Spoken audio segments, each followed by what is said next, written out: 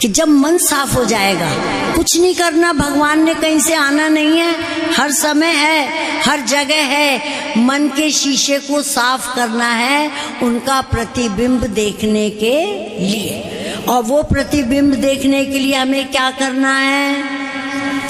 संग, संतों का संग, सतगुरु का संग। संग से बहुत फर्क पड़ता है। संग डुबोता भी है और संग तारता भी है। डुबोता होगा, यहाँ वाले तो सारे संग तरे हैं, इनका नाम संतरे हैं, रस भरिया है, संतरे हैं, इन्होंने अपना फ्रूट पे नाम रखे हुए हैं कि हम संग से तर गए, हमने कुछ नहीं किया, हमने सिर्फ अपने मालिक का संग किया और हम उससे अवस्थाएं हमारी बदल गई। तो प्रेमियों, जैसे कि एक धुआं होता है ना, धुआं अगर यहाँ पे खूब, अगर धूप बत्ती भी जलाते हैं ना, वो काली वाली धूप बत्ती, तो जहाँ रोज जलाते हैं वो भी पूजा घर को काली कर देती है। करके देखना, इसलिए हमने वो काली धूप जलानी बंद कर दी है। तो प्रेमियों, जिस प्रकार धुआं बिल्डिंग को काला कर देता है, धुआं बिल्डिंग को काला करता है, धुआं कोई प्रयास नहीं करता कि ये रंग यहाँ चढ़ जाए छत पे। छत कहती नहीं कि तू मुझे काला कर दे, लेकिन क्या है, सिर्फ धुएं का और छत का जो संग है कि धुआं उसको छू रहा है, सिर्फ संग से छत काली हो जाती है, घर काला हो जाता है। इसी प्रकार संग कुसंगत जीवन में अंधकार ले आती है, लेकिन जब संतों का संग मिलता है तो जीवन में प्रकाश हो जाया करता है। समझ रहे हो? इसलिए आज हम नए प्रेमियों को संग का महत्व बताना चाहते हैं। आप कहोगे संगत से डूबेंगे कैसे? डूब जाता है, ना चाहने पे भी रंग आ ही जाता है। एक फूलों की जो टोकरी इन्होंने रखी भी है, इसमें कितनी भी खुशबू आ रही हो, तुम इसमें एक हींग की पोटली रख दो और पंखा चला दो, क्या हींग ने कुछ प्रयास किया कि फूलों को मैं अपनी स्मेल दे दूं, या फूलों ने कहा कि मुझे स्मेल दे दे? किसी ने कुछ नहीं किया, सिर्फ संग दोष लगने से, कुछ ना चाहने पे भी अपने आप मन और बुद्धि इंसान की निर्मल से हट जाती है, निर्मल नहीं रहती, संग दोष लग जाता है प्रेमियों। समझ रहे हो? नहीं समझे? समझ रहे हो पीछे वाले कि हमें देख के संग करना चाहिए। अगर संसार का संग करते रहेंगे तो संसार की बातें होंगी, और संतों का संग करेंगे तो भगवान की बातें होंगी। इसलिए थोड़ा टाइम अपना हमें सत्संग में जरूर देना चाहिए, पूरे गुरु का संग करना चाहिए। अगर हर वक्त संग नहीं भी कर सकते तो जो संग करके आते हो उनकी वाणी को याद रखना चाहिए, इससे जीवन में उजागर हो जाता है। वाणी को शब्द को मैंने रखा हुआ। गाड़ी में आते हुए जो इनका छोटा लड़का है नितिन, उसने यही बोला, हमने बोला कि तुम्हें पहले नहीं देखा, बोला कि एक दिन आया था, एक ही दिन आया था, आपके एक शब्द मुझे वाणी बहुत अच्छी लगी, मैंने संभाल के वो वाणी को याद रखा हुआ है। जब लाइफ में परेशानी आती है मैं वो बात याद कर लेता हूँ और वो मेरी सॉल्व हो जाती है। मैंने कहा तू तो इन सबसे बहुत अच्छा है, तेरा तो एक ही दिन में गुरु मंत्र तेरे को मिल गया। कि क्या कहा था उस दिन, कोई विषय था कि हर चीज संसार की बदल रही है। अगर हम तुम्हें रोज रोज डेली नमकीन चीज खिलाए जाए, तुम क्या कहोगे? अब नहीं, थोड़ा सा कुछ चेंज कर दो, कुछ मीठा खिला दो। हम कहेंगे ओके, मीठा खाते जाओ, रोज मीठा देते जाए।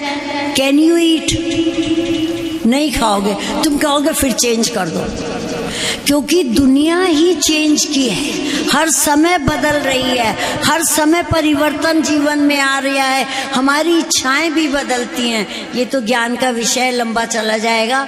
तो ये कहते हैं कि संग ये होता है अच्छा अधिकारी कि जो एक दिन गया और उसने गुरु मंत्र लेके रख लिया कि परिवर्तनशील में तू घबरा नहीं, आज ये दिन नहीं रह रिया तो वो भी नहीं रहेगा, बदल जाएगा। अभी उसने गाड़ी में बताया। तो हमारा प्रसंग चल रहा था प्रेमियों के संग के ऊपर कि स्वयं कृपा बहुत ज़रूरी होती है। अगर संग गलत मिल जाता है तो तुम नहीं भी चाहोगे कि हमारे अंदर गलत बातें आए, वो ऑटोमेटिक तुम्हें सता देंगी, आ जाएंगी, संग दोस्त में लग जाएगा। एक दफ़ा एक इन लोगों को कहानी सुनाई थी कि 3 दोस्त एक नाव में जा रहे थे। कितने? 3 दोस्त। 3 दोस्त नाव में जा रहे थे।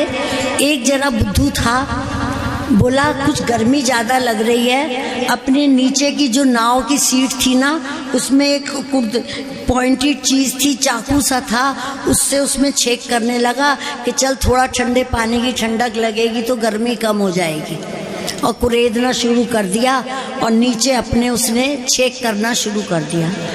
सबने उसको डांटा, ये क्या कर रहा है? बोला तुम्हारी जगह पे तो नहीं कर रहा, मैं तो अपनी सीट के नीचे कर रहा हूँ, तुम्हें क्या प्रॉब्लम है? मुझे ठंडे पानी की ज़रूरत है, मैं चेक कर रहा हूँ। रिजल्ट क्या निकला? पानी भरता गया नाव में, भरता चला गया नाव में पानी, और नाव डूबने वाले हो गई।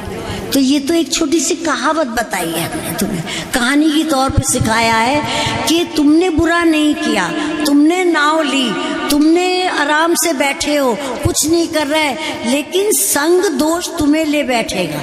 संग दोष में क्या हुआ कि नाव में पानी भरा तो वो डूबा सो डूबा, तुम उसके संग ऑटोमेटिक डूब जाओगे। तो संग देखकर हमें करना चाहिए। कैसे देख के करना चाहिए? अरे वाह, देखा तो एक ने, संग दोष से बहुत तरे। वो कौन थे? वो जो उंगली काटते थे, अंगुली मार, उनको मिल गया महात्मा बुद्ध का संग, तर गए। ऐसा ज्ञान दिया, ऐसा चमत्कार दिखाया, तर गए। वाल्मीकि थे पहले, रत्नाकर डाकू, उनको मिल गए नारद जी, तर गए। लेकिन प्रेमियों, हमें तो सबसे अच्छा संग लगा अर्जुन का।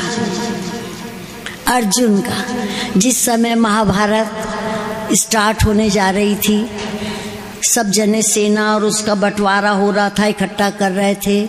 महाभारत शुरू होने से पहले जब अर्जुन कृष्ण के पास पहुँचे कि उनसे हेल्प मांगनी चाहिए, तो उससे पहले दुर्योधन वहाँ पहुँच चुके, जाके उनके सिरांदे इधर को बैठ गए। कौन बैठ गए? दुर्योधन। जब भी महापुरुषों के पास जाओ, हमेशा उनके चरणों की तरफ रहना चाहिए, सिर पे नहीं चढ़ना चाहिए। दुर्योधन जाके सिरांदे बैठ गया। अर्जुन जब आए, उनने भगवान कृष्ण के चरण पकड़ के और सामने बैठ गया चरणों में। आहा,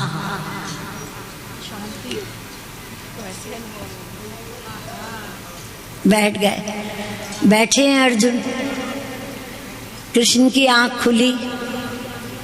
सब में पहले किसको देखा? अर्जुन को। अर्जुन को देखा, निगाहों से निगाहें मिली, प्रेम झलक उठा।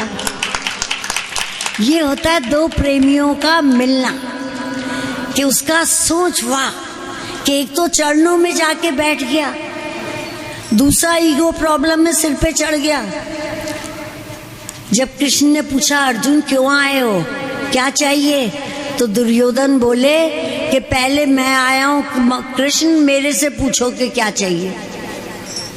देखा आसुरी संपदा वालों के लक्षण, कि सब में बड़ा आसुरी संपदा वालों के अंदर दो बातें होती हैं, अभिमान और क्रोध। अभिमान होता है और जहाँ अभिमान को ठेस लगती है वहाँ क्रोध आ जाता है। ये लक्षण होते हैं जो आसुरी संपदा वाले हैं। दुर्योधन ने से कहा भैया तू मांग ले, क्या मांगना है। तो शॉर्ट में हम सुनाएंगे कि दुर्योधन ने कहा कि भैया मेरे को अपनी वो जो नारायणी सेना है 7-8 अक्षौणी, वो चलो एक सही, फर्क क्या पड़ा, नारायणी सेना दे दो। आप क्या करोगे खेचल करके, आप अकेले क्या करोगे, मेरे को तो नारायणी सेना दे दो। कृष्ण ने पूछा अर्जुन से, अर्जुन भाई ये नारायणी सेना मांग रहा है, तू बोल तेरे को क्या चाहिए। बोले राघव, हे केशव, हे मुरारी, आप मेरे को कुछ नहीं, मुझे तो सिर्फ आप ही चाहिए।